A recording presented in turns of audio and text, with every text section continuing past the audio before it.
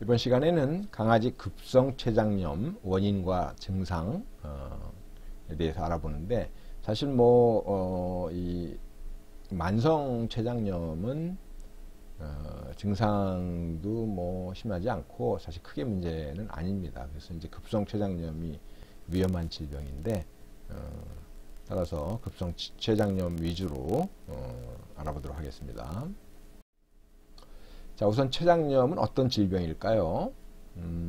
이게 이제 췌장인데, 췌장은 이 복강에 있는 장기고, 요렇게 이제 이 12지장, 소장인 요 12지장에 이렇게 붙어 있습니다. 그래서 여기서 이제 호르몬이나 또는 소화 효소를 만들어서 12지장으로 이렇게 이제 분비하는 이런 장기인데요. 자, 어떤 이유에 의해서 지금까지 알려진 바로는 주로 이제 소화가 잘 안 되는 음식을 많이 먹게 되면 그걸 이제 소화를 시켜야 되니까 소화 효소를 분비하기 위해서 췌장이 활성화가 됩니다. 그래가지고 소화 효소를 과다하게 분비하게 됩니다. 필요 이상으로. 근데 이렇게 되면 어떻게 되느냐?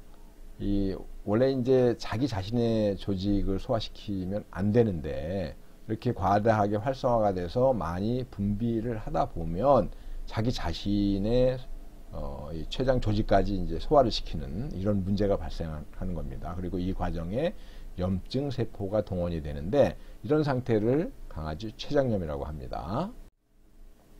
자, 췌장염 발병 과정을 좀 더 자세하게 알아보면, 일단 췌장 활성화가 이제 먼저 돼야 되는데요. 이렇게 되면 소화 효소를 과다하게 분비하게 되고, 염증이 발생하고, 또 그 췌장에 이제 괴사까지 이렇게 발생하게 됩니다. 그렇게 되면 이제 어떤 또 문제가 나타나느냐? 이 사이토카인이라는 이런 이제 어떤 면역 물질이라고 볼 수 있는 사이토카인이 이제 분비가 되는데, 이 사이토카인이 분비가 되면서 이제 많은 문제를 초래합니다. 예를 들자면 복부에 이 통증이 나타나고, 그 다음에 구토, 그 다음에 이제 열이 이제 나고요. 그 다음에 전신에 이제 염증 반응도 나타나고, 또 복합적인 장기의 손상이 발생합니다. 폐나 또 신장 이런데. 그리고 또 자가 면역 반응도 나타나고. 그래서 상당히 여러 문제가 유발되는 것이 강아지 췌장염입니다. 이제 복합 장기 손상이 특히 문제가 되는데요. 위장관부터 시작해가지고 바로 그 이제 췌장하고 붙어 있는데, 심혈관에도 영향을 미칩니다. 그래서 부정맥이나 딕, SIRS 같은 이런 거.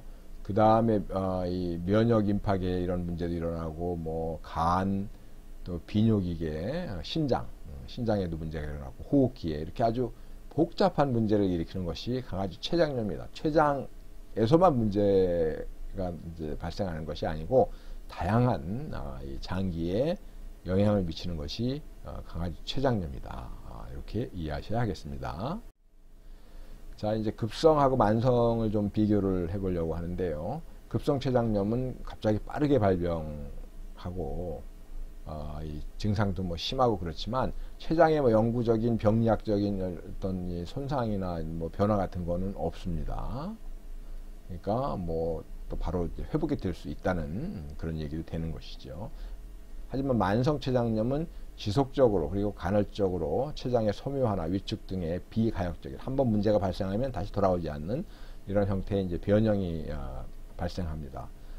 그리고 이제 증상은 심하지는 않은데요. 문제는 이렇게 되면 이제 비가역적이기 때문에 완치가 되지 않는다. 이런 게 또 만성 췌장염의 문제라고 볼 수 있습니다.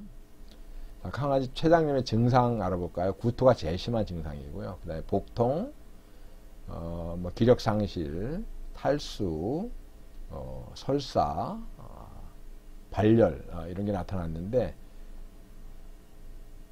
식욕부진, 행동의 변화.